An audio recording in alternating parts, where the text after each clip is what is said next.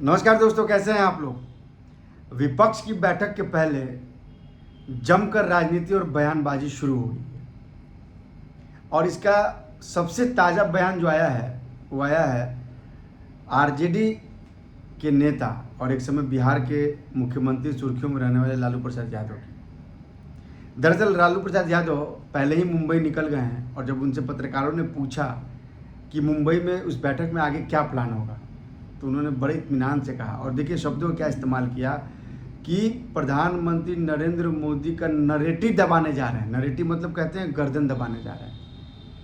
ये शब्द और ये भाषा का इस्तेमाल करते हैं लालू प्रसाद यादव। इसके बाद बयान आता है सुशासन बाबू यानी नीतीश कुमार पलटू राम का।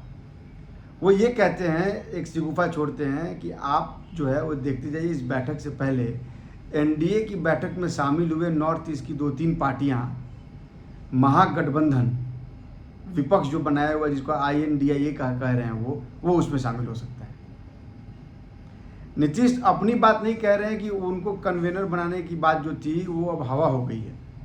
उनको कन्वेनर अब शायद ही बनाया जाए, जहाँ तक मेरे सूत्र बता रहे हैं उसके मुताबिक शायद वो कन्वेनर ना बन पाए, क्योंकि यह तय हो गया है कि अब इनकी 11 सदस्यीय कमेटी बनेगी और वो कमेटी जो है वो सेंट्रल कमेटी होगी। स्टेट कमेटी से वो कम्युनिकेट करेगी और स्टेट कमेटी में उस पार्टी के जो महागठबंधन में शामिल हैं उनके नेता उसमें होंगे और वो उनको रिपोर्ट करेंगे।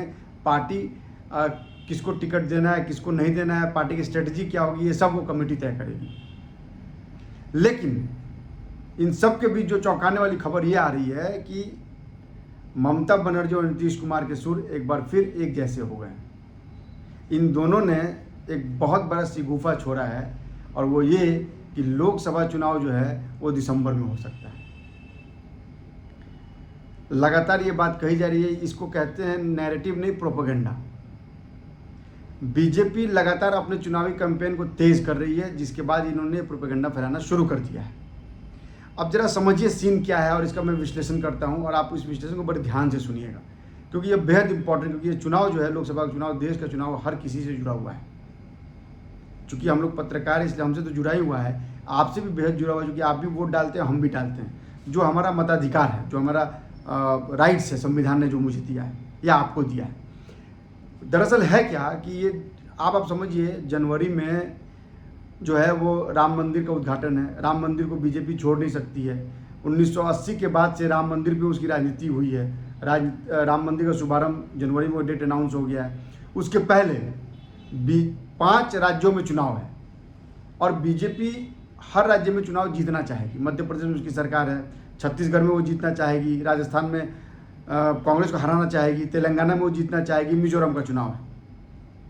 लिहाजा बीजेपी अपनी रणनीति लगातार बना रही है और उस रणनीति का प्रोपेगेंडा फैलाने के लिए कहा जा रहा है कि भाई चुनाव जो पहले हो सकता है। अब आप सोचिए कि फरवरी में जो नरेंद्र मोदी ने लाल किले से इतने बड़े बड़े वादे किए हैं, जो बजट ये फरवरी में पेश करेंगे, क्या उसके पहले चुनाव कराना संभव है? क्या कोई पार्टी चुनाव करेगी? आप एनालाइज कीजिए इस बात को। लगातार इतनी बड़ी बड़ी योजनाएं, महिलाओं के लिए जो योजनाएं सरकार ने जो घोषित की है उसका क्रियान्वयन कब होगा? बजट में होगा, फरवरी के बजट में।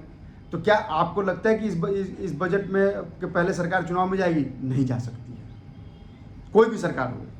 2004 में बीजेपी ने यह गलती की थी कि चुनाव पहले करा दिया था और शाइनिंग इंडिया का नारा जो है उनका, वो 10 साल के लिए बीजेपी सत्ता से बाहर हो गई।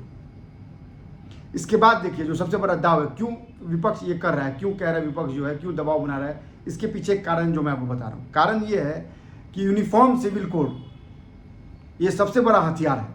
ये बीजेपी चुनाव के पहले इस बिल को पेश करेगी। अभी जो सदन का सत्र चलेगा, मानसून सत्र के बाद जो अब जो सत्र चलेगा उसमें सरकार ये बिल पेश करेगी और इस बिल पेश करने के बाद से किसी भी पार्टी के लिए, विपक्ष का कोई भी पार्टी हो, उसके लिए बड़ी मुश्किल हो जाएगी। वो अगर इसका समर्थन करते हैं तो उनका जो वोट बैंक है बाकी जातियों में वो हिल जाएगा, बाकी संप्रदाय में वो हिल जाएगा। अगर नहीं करते हैं सपोर्ट तो हिंदू नाराज हो जाएंगे, बाकी लोग नाराज हो जाएंगे, अदर चीज़ें उनके डैमेज हो जाएंगी। तो लिहाजा यूसीसी एक इतना बड़ा हथकंडा है बीजेपी के पास, सरकार मौजूदा केंद्र के पास, और वो उसको लागू करेगी, वो बिल लाएगी। जहाँ तक हमको लगता है, जहाँ तक हमारी राजनीतिक समझ है, बीजेपी इसको लेके कुछ ना कुछ बड़ा कदम उठाएगी। लगातार बीजेपी जो है वो चुनाव की रणनीति बना रही है। और सबसे मज़ेदार बात कि ठीक 1 सितंबर को एनडीए की महाराष्ट्र यूनिट की बैठक होगी। उस महाराष्ट्र यूनिट में अजित पवार भी होंगे, शिवसेना भी होगी, बीजेपी भी होंगे, सारे पार्टियों के नेता उसमें होंगे। अब सोचिए 1 सितंबर को चाचा अजित पवार विपक्ष की मीटिंग में संभालेंगे और अजित पवार जो है वो एनडीए की बैठक में होंगे। सवाल उठा कि भाई आखिर क्यों घबरा के सरकार क्या 1 तारीख को सरकार एनडीए ने बैठक की? बोला नहीं, ये पहले से तय था कि 1 सितंबर को बैठक ये होगी और सरकार ये बैठक करती रहती है, एनडीए बैठक करती रहती है। इसके बाद तीसरा सीख उपाय छोड़ा गया। जब सरकार ने आज सिलेंडर पर 200 रुपये दाम कम किया तो ममता बनर्जी ने कहा कि देखिए 2 बैठक हुई विपक्ष की और 2 बैठक में सरकार 200 रुपये सिलेंडर पर दाम कम कर दिया। तो यह एक प्रोपेगेंडा, इसको नैरेटिव नहीं कहेंगे, एक प्रोपेगेंडा फैलाना हुआ। ये प्रोपेगेंडा फैलाना हुआ, ये दबाव बनाना हुआ कि भाई हम जो है चुनाव जो है सरकार कराना चाह रही है, दिसंबर में करा सकती है, कोई कह रहा है पहले करा सकती है। हाँ, यह मुमकिन है कि फरवरी के बाद बजट सत्र के पेश होने के बाद सरकार चुनाव में जा सकती है, क्योंकि अमूमन मई में चुनाव होगा और उस समय जब फरवरी के बाद चुनाव होगा तो उस समय मौसम भी साथ देगा, भले राजनीति गर्माई हो लेकिन मौसम जो है वो नर्म रहेगा, तो लिहाजा उस समय चुनाव हो सकता है। लेकिन यह कहना कि दिसंबर में चुनाव होगा, नवंबर में चुनाव हो सकता है, कैसे हो सकता है चुनाव? नवंबर में तो 5 राज्यों के चुनाव है। तो लिहाजा इसको अगर हम बात करें तो एक तरह से प्रोपेगेंडा फैलाना हुआ। इसके बाद जो सबसे मौजूदा जो स्थिति है वो स्थिति है कि अब जो लड़ाई हो जाएगी वो राहुल गांधी बनाम नरेंद्र मोदी हो रही थी। अब उसमें नीतीश भी एक खिलाड़ी बन के घुस गए हैं। नीतीश अगर संयोजक बनते हैं तो लड़ाई जो है पीएम नरेंद्र मोदी और नीतीश कुमार के बनाम हो जाएगी, जो कभी विपक्ष नहीं चाहे, खासकर कांग्रेस नहीं चाहेगी, क्योंकि कांग्रेस राहुल को लगातार लॉन्च कर रही है। चाहे वो लद्दाख में वो बाइक रैली कर रहे हो, चाहे वो किसानों से मिल रहे हो, चाहे वो खेत में जाके धान रोप रहे हो। यह क्या है, एक राहुल गांधी को प्रेजेंट करने का, पब्लिक के डोमेन में लाने का एक तरीका है। यानी अगर बीजेपी कहती है लॉन्चिंग करता है, इस तरह से हम कह सकते हैं कि लॉन्चिंग ही है एक तरह से। अभी हालांकि चुनाव में अभी समय है, यह कहना बहुत मुश्किल है, लेकिन जिस तरह से इंडिया यानी महागठबंधन को लेकर बयानबाजी हो रही है, कटाक्ष हो रहा है, एक दूसरे को लोग काटने पर लगे हुए हैं। लालू यादव नीतीश कुमार को काटना चाहते हैं, नीतीश कुमार जो है वो राहुल गांधी को काटना चाह रहे हैं और खुद संयोजक बनना चाह रहे हैं, अपने आप को प्रोजेक्ट करना चाह रहे हैं, केंद्र की राजनीति में वापसी करना चाह रहे हैं। अटल बिहारी वाजपेयी को श्रद्धेय कह रहे हैं बार बार। श्रद्धेय क्यों करें, इस पर मैं अगला वीडियो बनाऊंगा और आपको बताऊंगा श्रद्धेय करने की वजह क्या है।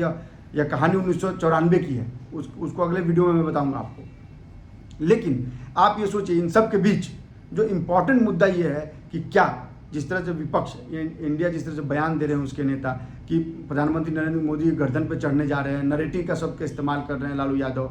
हालांकि लालू यादव के बयान के बड़े मायने होते हैं। लालू यादव राजनीति के माहिर खिलाड़ी हैं और अब 2 बड़े राजनीतिक खिलाड़ी जो है वो मुंबई में मिलेंगे, नहीं शरद पवार और लालू यादव।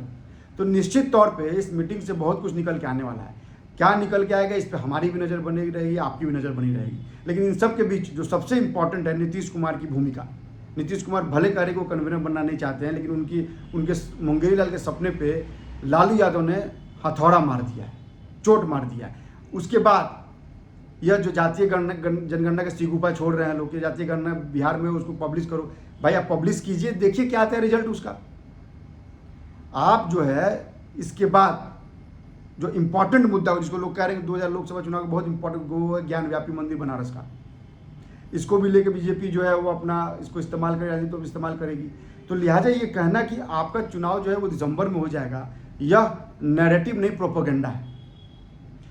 आप हमारे वीडियो को लगातार लाइक कीजिए, शेयर कीजिए, सब्सक्राइब कीजिए और कमेंट कीजिए, बिकॉज हम लगातार इस खबर पर बने हुए हैं। हम आपको बताएंगे कि इस खबर की अंदर की खबर क्या, हमारे सूत्र लगातार लगे हुए हैं, हमारे सहयोगी भी वहाँ पर हैं, हम लगातार उससे अपडेट लेते रह रहे हैं। हम आपको बताएंगे कि इसमें क्या क्या लगातार अपडेट हो रहा है। आप हमारे वीडियो को लाइक, सब्सक्राइब और शेयर जरूर कीजिए और कमेंट जरूर कीजिएगा, क्योंकि आपके कमेंट से हमें ताकत मिलती है। आपका कमेंट हमें यह बताता है कि आप हमारे वीडियोस को कितना पसंद करते हैं, कैसे देखते हैं, और मैं आप सबका शुक्रगुजार हूँ कि आप हमारे वीडियो को लगातार देख रहे हैं। आप अब इसी तरह अपना प्यार, अपना डेडिकेशन मेरे वीडियो पे दीजिए, ताकि मैं भी आपके लिए हर ऐसी खबरें निकाल के लाऊं जो बाकी जगह आपको ना मिलती हो। नमस्कार।